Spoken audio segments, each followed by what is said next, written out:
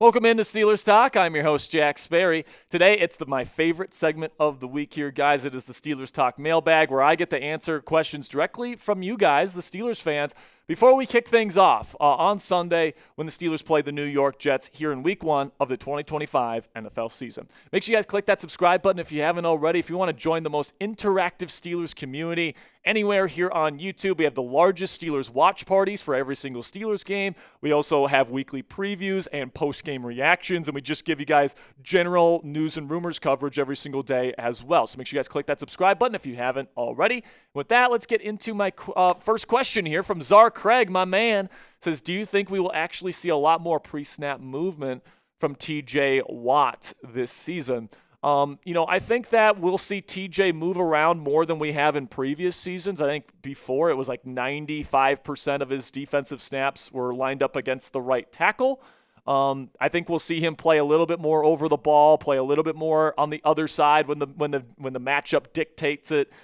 This season. Now, in terms of this week's game, I think you're going to see a very familiar TJ Watt, because the guy that they want to exploit on the offensive line is rookie Armin Membu from Missouri. So they're going to put TJ over the right tackle quite a bit this week. But as the season goes on, I do think that they're going to want to utilize Nick Herbig in their third down, maybe like NASCAR packages a little bit more, and they might put TJ Watt on the inside and run some stunts and do things like that to kind of free him up a little bit more from kind of the obvious chip help that's easily coming his way when you just stick him over the right tackle every single time. Then we get to DJ KJ. Says, what if Omar drafts a QB, then trades up for a receiver or position of need in the first round, then trade down in the second for more picks? How likely is that? Very unlikely. Very unlikely. I think that right now, if I'd have to guess how things pan out, and obviously, I can't look into the future, but this is my best guess. The Steelers are going to have a pretty good season this year. They're going to be somewhere in like the mid-20s all the way to, the end of the first round, somewhere in that range, which means that if they want to get, quote-unquote, their guy at quarterback, they're probably going to have to trade up for him. In order to do that, especially with the draft positioning that the Steelers are likely to have, you're going to have to give up your first-round pick in 2027 to make that happen, most likely. So that's probably my best guess as to what happens. The Steelers have a good season. They identify a quarterback that they want to make the franchise quarterback of this team, and they're willing to give up not one, but 2 first-round picks to be able to move up for that quarterback. So I think that's probably the most likely way that the first round plays out for the Steelers. Then we get to $2 here from Justin Yankuski. Says, who breaks first, Cam or Steelers, if he holds out? I don't know the answer to the question, Justin. I think that, the Steelers have the means to pay him. So that's all I can really say about this. The Steelers can give him what he's looking for and still have plenty of cap space left over for this season. So frankly, I'm a little surprised it hasn't been resolved yet. But maybe the Steelers feel like they can, get away with not paying him a pay raise and he will still play on his contract. And they feel like, he's too much of a team guy, too much of a competitor, somebody that wants to win a Super Bowl now. He's not going to sit out an entire season.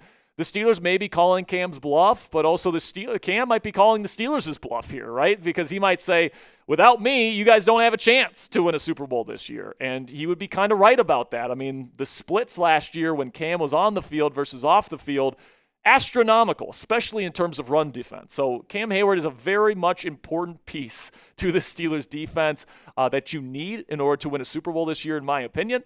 We'll see how this kind of situation plays out, but it wouldn't surprise me if even by the time this video comes out, they have a resolution in place. So put it on a scale for me, down of 0 to 100, down there in the comments section. How worried are you about the Cam Heyward situation?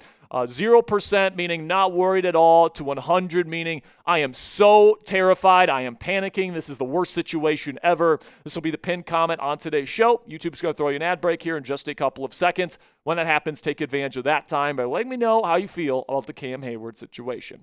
Then we got one here from Jagger. He says, what are the chances this team actually works together for the whole season and makes the playoffs and wins one game? I think the chances are pretty good. Obviously, there's certain components of the team that need to work out. The offensive line needs to take a big step forward. Somebody needs to step up as a legitimate number 2 receiving threat. or you can trade for one at the trade deadline. The running back room needs to be able to create a top 10, at least top 15 run game. Aaron Rodgers can't be terrible. TJ Watt needs to stay healthy. Jalen Ramsey needs to stay healthy. Cam Heyward needs to stay healthy. So there's a lot of things that need to happen, but it is feasible and possible for this team to be a legitimate title contender this year. And, with Baltimore in the division, it's going to be tough to win the division and get a home playoff game, and it's going to be tough to win a playoff game against a legitimate title contender if you're not home.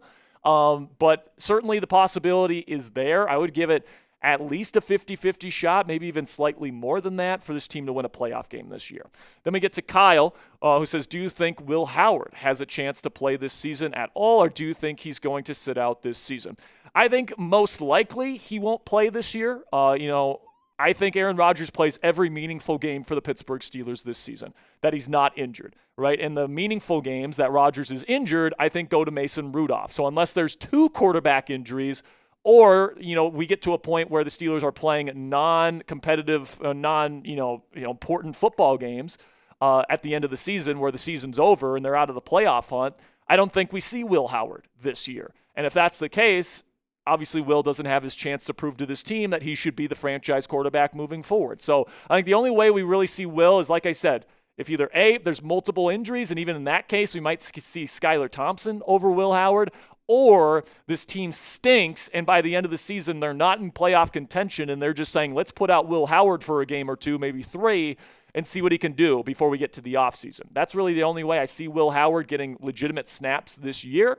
So that's how I would answer that question, Kyle. Before we get to the rest of this week's mailbag, you guys can check out our friends at Fanatics and use our link, chatsports.com/PIT Week 1, to get this special offer t-shirt that they're doing for Week 1 here.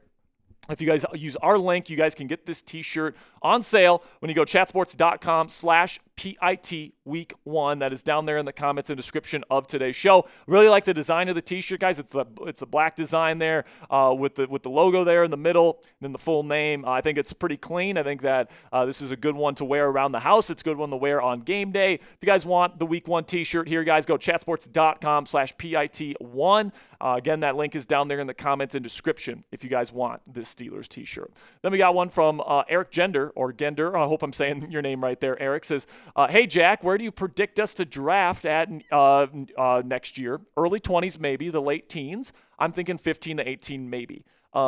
I would actually say, I think, mid to late 20s, and if we're lucky, somewhere in the early 30s, right? Obviously, you would love to be picking 32nd and be Super Bowl champions, but I think realistically, you could certainly be in the playoffs again, and I think you can realistically win a playoff game, which would put you in the mid-20s. Now, it's very possible they lose that playoff game as well, which would put them again in the low 20s. Depending on their record. But, I don't think they're going to be so bad where they're 15 to 18. I think they're going to be probably at least 20 and probably a little bit higher than that at least. So I would say that's probably where they end up drafting. Then we got another one here from Kyle. It says, what wide receivers are still available to trade or get in free agency? There's not much. Odell Beckham Jr., there's not much. Nelson Aguilar, DJ Chark. Nobody's trading right now, all right? That's what I mean. Like, if a trade was going to happen, it would have already happened, right? The Steelers are not trading for somebody to bring in time for Week 1 because there's not enough time to onboard that player. So maybe they make a trade in the weeks to come, like if the Jacoby Myers situation devolves or something like that. Maybe there's something that could be worked out there, but highly unlikely. I think the Steelers' plan, Kyle, whether you or anyone else likes it or not, is that they believe in Roman Wilson and Calvin Austin III as their number 2 and number 3 receivers, and they're going to give those guys a shot to prove themselves. And if they can't and they don't live up to their belief in them, then they'll get aggressive for a receiver at the trade deadline, where guys like Romeo Doubs or Tyreek Hill or somebody else could be made available for the Steelers at the deadline. So I guess we'll just have to see how Roman and Calvin do at the beginning of the season. So make sure you guys click that thumbs up icon if you haven't already. If you are a real one, it is the easiest way to help out our channel, guys. If you click that thumbs up icon, it tells the YouTube algorithm that you enjoy our content and that they should push this out to other Steelers fans like yourselves. So if you love this channel, you want to support the show, click that thumbs up icon to help get this video in front of more Steelers fans like yourselves. Then we got one from my favorite, Michelle West. says, who do you like more, Green, Sellers, or Nussmeier? Right now, if I had to play an NFL game with one of these gentlemen, I would go with Garrett Nussmeier. Now, Lenore Sellers has the highest upside. Like, he is built like a Mack truck. He can run like a deer. He's got a strong as hell arm. He's got nice pocket presence, some really good playmaking instincts. Like, Lenore Sellers is tantalizing as hell. But Garrett Nussmeier, man, he's a warrior out there. He can throw with anticipation. He's not afraid to, throw into tight windows. Now, that gets him into trouble here and there. But if you're looking for a gamer, a gunslinger, somebody that's, kind of similar, honestly, I would say not as elite of an arm, but kind of similar play style to Matthew Stafford, somebody that's not a mobile threat at all, but really good mental processor, really clean throwing mechanics, really good anticipatory thrower as well, which translates really well to the NFL level, and he can throw over the middle of the field extremely efficiently. So I really like Garrett Nussmeier, man. I think right now he's one of the top quarterback prospects in the NFL draft next year. I mean, you're going up against Clemson. You have over 70% completion percentage. He had an awesome downfield throw for a touchdown as well, over 200 yards passing as well. So really like Nussmeier, man. We'll see how he plays the rest of the college football season. Then we got one from Gary Frank, says, do you think they should have gotten Egbuka? I don't think so, Gary. I think that they like their wide receivers. And, the thing about Steelers fans, man, is that, this fan base doesn't believe in Roman Wilson, who they really haven't seen play. And that's really the big reason why they don't believe in him, is because they want somebody that they've seen play and have success. But, the Minnesota Vikings right now are doing the same exact thing, only at quarterback with J.J. McCarthy, Roman Wilson's college teammate. And, wide receiver 2 is a way less risky position to be doing this strategy with than what Minnesota is doing with literally the quarterback, the most important player on their team. All right, so Roman Wilson, they brought him in here for a reason, all right? They went out and got him in the third round for a reason. He's an excellent run blocker. He's got really great acceleration and quickness, great long speed, runs in the 4.3s, has really reliable hands, and they just feel like he's the perfect kind of number 2 receiver for this offense long term, and they're going to give him a shot to see what he can do. So, I think a lot of people don't have a lot of faith in the Steelers wide receiver room because, they're traumatized based on what happened last year with Van Jefferson. But I think this year's going to be different, man. I think Roman and Calvin are going to have good seasons, and I'm excited to see what they're going to be able to do this season in black and gold. So let me know what you guys think down there in the comments section. Will Steelers add a wide receiver at some point this year? I certainly think it's possible. I think the biggest weakness with this wide receiver room is what happens if DK Metcalf gets hurt. You don't have a legitimate X-receiver to back him up. But the Steelers have shown interest in guys like that, like Marquez Valdes-Scantling, Gabe Davis. They've shown some interest in some backup X-receivers. So I think if they add a receiver before the trade deadline, it would be that type of receiver.